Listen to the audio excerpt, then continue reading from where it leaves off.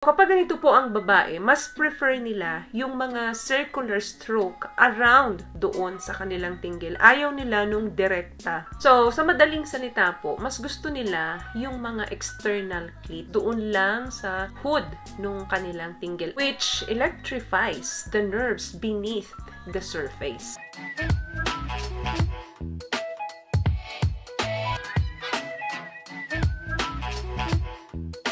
Hi guys! Welcome back to our channel. Kumusta po kayong lahat? Sana ay mabuti po kayo. At sa mga hindi pa po nakakakilala sa akin, my name is Cheryl Ting. At kung bago pa lang po kayo sa channel na to, pwede po bang makahingi ng isang favor to please consider to subscribe to our channel. And also, wag niyo na rin po sanang kalimutan i-click ang notification bell para in case may mga bago po tayong video na in-upload, ay mabigyan po kaagad kayo ng notification.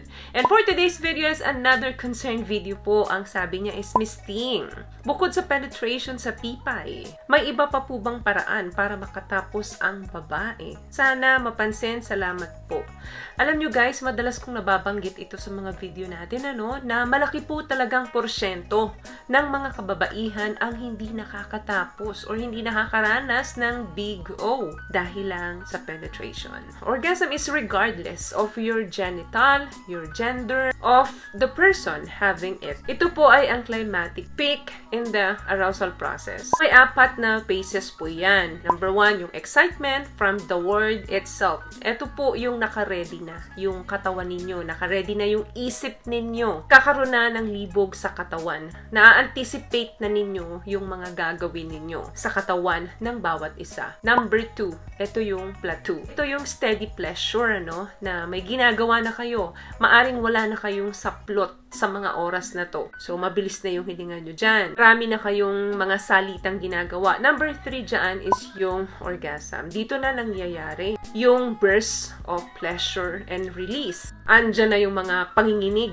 ng katawan, yung mga ungol, dyan na pumapasok. Dyan na nangyayari yung release. And last, yung resolution. Ito yung calm down. If you're with your partner, maybe sa mga panahong ito, nagre-relax na kayo at magkayakap na lang kayo, nagkukwentuhan kung pareho ba kayong nakatapos. So, yan po yung apat na phases ng orgasm. Now, your concern is kung ano pa ba yung mga paraan bukod sa pagpasok para makatapos ang isang babae.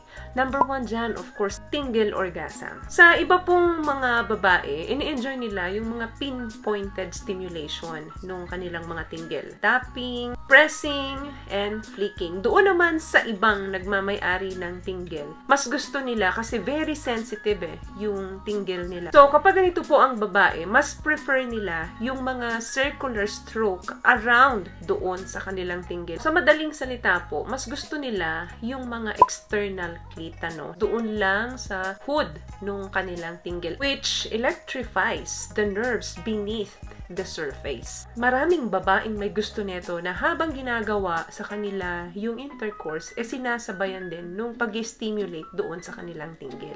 Number 2, the G-spot. Ito rin po ay isang type ng vaginal orgasm na nai-experience ng isang babae, lalo na kapag nirarab ito, tinatap ito, pinipress ito. Ito po ay yung spongy na parte ng G-spot sa loob, front wall. Around 2 to 3 inches doon sa loob, makakapanyo yan. So, wag nyo po ipapasok yung daliri ninyo ng nakadapa. Dapat po nakatihaya ang mga daliri. Ginagamit yung stroke na ito. Makakapanyo yung spongy area dyan. Yan na po yung G-spot. Pansinin nyo yung gilagid natin, di ba? Marami siyang mga hump.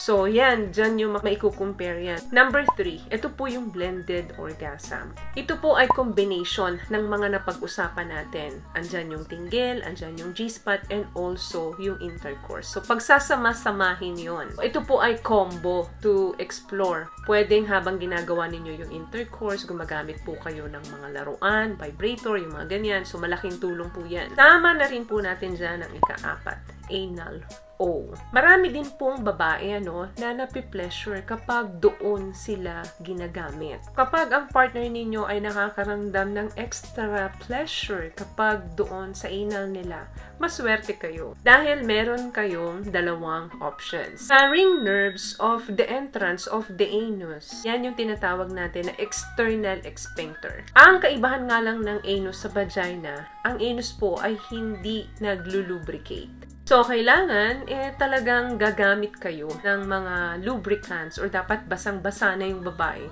para hindi na siya makaramdam ng pain. And last one, the erogenous zone. Syempre, hindi natin pwedeng kalimutan yan, ano? Marami po talagang mga babae na dahil lang doon sa mga sensitive part ng kanilang katawan ay pwede silang makatapos. Kasama na dyan ang mga daliri sa kamay, daliri sa paa is a potential pressure. So, challenge you and your partner to explore other parts of your body. So, kung kinakailangan gumamit kayo ng mga feather, tassel, para mas ma-enjoy nyo to do it, gumamit lang kayo ng mga safe word para pag binanggit nyo yung mga word na yun, meaning kailangan na mag-stop ng partner ninyo. Or i-discuss ninyo yung mga boundaries ahead bago pa ninyo gawin yung mga ganitong pag-explore. So, it's very important na maging generous kayo sa pagbibigay sa isa't isa na ma-pleasure ninyo ang bawat isa para masaya kayo. Happy ending talaga.